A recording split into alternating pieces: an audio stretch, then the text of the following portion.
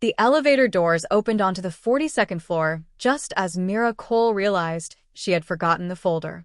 She stopped so abruptly that the security guard behind her nearly walked into her. Damn it. She checked the clock on her phone. 11:47 p.m. The building was almost empty. Everyone who worked for Voss International knew the 42nd floor belonged to one person, and everyone who worked for that person knew better than to be there after midnight unless they had been specifically summoned. Mira had been summoned. She just hadn't expected to spend the first 10 minutes of the meeting standing in an elevator with the one document that could determine whether her boss lost a billion-dollar shipping contract. She turned around. The elevator doors were already closing. Hold. A hand stopped them. Mira stepped forward without looking. Thank you. She bent to pick up the folder she dropped, turned too quickly, and walked directly into a solid chest. The impact knocked the breath out of her. A hand closed around her waist before she could fall. Not gently. Possessively. Careful. The voice was low enough to make every nerve in her body tighten. Mira looked up and forgot what she was going to say. Adrian Voss. She had worked as his executive assistant for 11 months. She had organized his meetings, canceled his dinners, memorized his coffee order, handled his schedule, and once spent 6 hours tracking down a missing contract while he stood silently behind her desk watching her work. She had seen him angry. She had seen him cold. She had seen men twice his size lower their eyes when he entered a room. But she'd never seen him this close. Dark hair, black suit, a thin silver watch beneath the cuff of his shirt, and eyes that weren't looking at her face. They were looking at the hand around her waist, as if he had just discovered something that belonged there. Mr. Voss. His fingers tightened. Mira. She swallowed. You're late. So are you.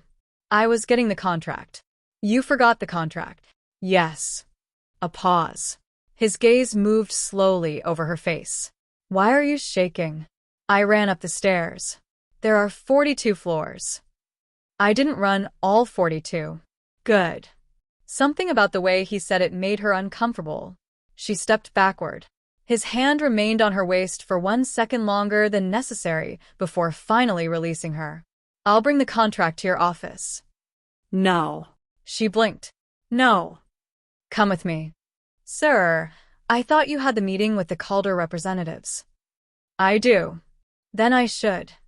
You're coming with me. There was no anger in his voice. That somehow made it worse. Mira followed him down the corridor.